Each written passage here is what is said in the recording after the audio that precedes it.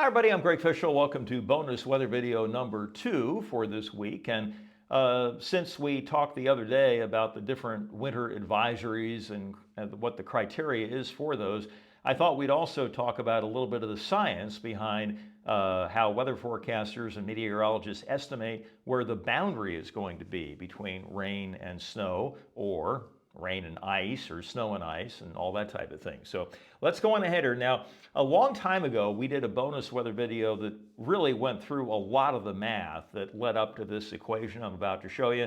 Not going to do all that today. We're just going to start off with the finished product, if you will, and then start from there. So, a little winter math, if you will.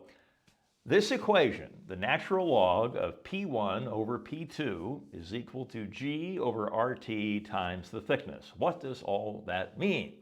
Well, P1 is a surface of constant pressure that is lower in elevation, in other words, closer to the ground. Oops. P2 is the constant pressure surface that is higher in elevation, okay? G is the gravitational constant, which is 9.8 meters per second squared. That's the rate at which things accelerate toward the center of the Earth due to gravity. R is a gas constant, so this is a number that never changes, is a constant in the equation.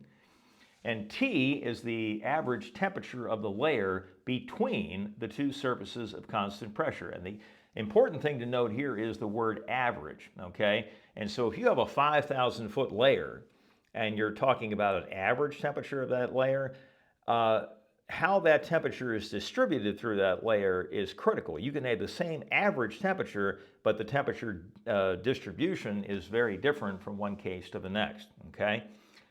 And then the thickness is the distance between the two surfaces of constant pressure, okay? One surface up here, one down here, and the distance between those two. So what we're interested in when we're trying to see where these boundaries are going to be is what the thickness is when the average temperature of the layer is freezing, okay?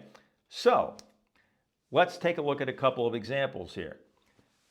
The 1,850 millibar layer is roughly the lowest 5,000 feet of the atmosphere if you are reasonably close to sea level. If you are out in the mountains, or specifically the Rocky Mountains, then this totally falls apart. But if you're reasonably close to sea level, then this works pretty well.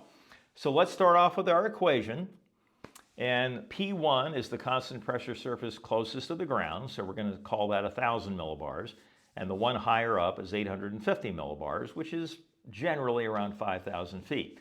Gravitational constant is 9.8, the gas constant is 287, and the temperature in Kelvin for the freezing mark is 273.15, and then we're solving for the thickness, okay? So the natural log of 1,000 divided by 850 turns out to be that number. And when you take the natural log of that number, you get 0.1625. And when you divide 9.8 by the product of 287 and 273.15, you get that number, 0.000125. And then when you divide 0.1625 by that number, then the thickness turns out to be 1,300 meters, which is what we call the critical thickness, okay? Where the average temperature of the layer is right at the freezing mark. Now, let's take a look at the layer higher up, between 850 and 700 millibars, which is generally about 5,000 feet to 10,000 feet above the ground, again, if you're reasonably close to sea level.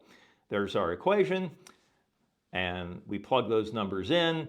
We get the natural log of 1.21429. That number is 0.1942. And when you divide that by 0.000125, you get a critical thickness of 1,553 meters for the layer 850 to 700, which is about 5,000 to 10,000 feet. But you must be very, very careful when using these numbers.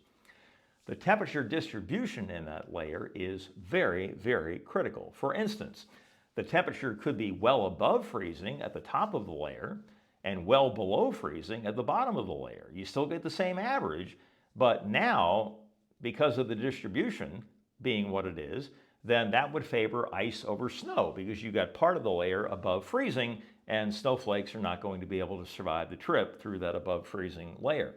Or the temperature could be well below freezing at the top of the layer and well above freezing at the bottom, which would favor rain over snow in the sense that the snowflakes at the top of the layer would melt as they go through the above freezing layer, and then it would be rain down here at the ground where we live, okay?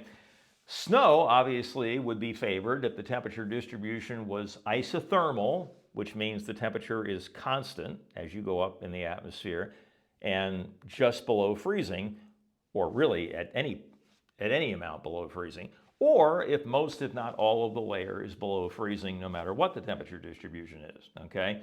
So basically, if you want snow, you want your thicknesses to be below those critical values. And the farther they are below those critical values, the less you have to worry about how the temperature is distributed. So thickness is a good starting point to estimate the location of the boundary, but the temperature, how the temperature is distributed through that layer is the final determination in terms of whether or not you get rain or snow or ice.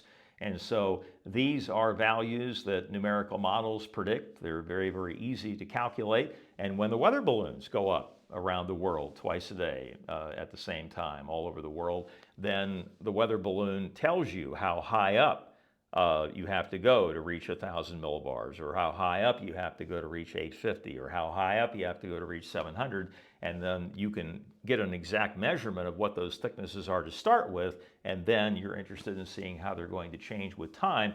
And as we've also mentioned before, if you are up in elevation at all, the 1,000 millibar surface can be underground, okay? And so in those cases, what we do is we assume a standard atmosphere and a standard lapse rate. And so we say, okay, if 1,000 millibars was above the ground, this is what the temperature would be at that level, even though in reality it is actually underground, okay? And that can cause a few problems as well, but generally if you assume a standard atmosphere, then the numbers turn out to be pretty useful. All right, I hope that made a little bit of sense. That is the bonus weather video for this Wednesday. And the next one will be coming up Friday, and of course the next daily weather update will be coming up tomorrow afternoon. So you all have yourself a great Wednesday evening, and we'll talk to you again tomorrow. See you later.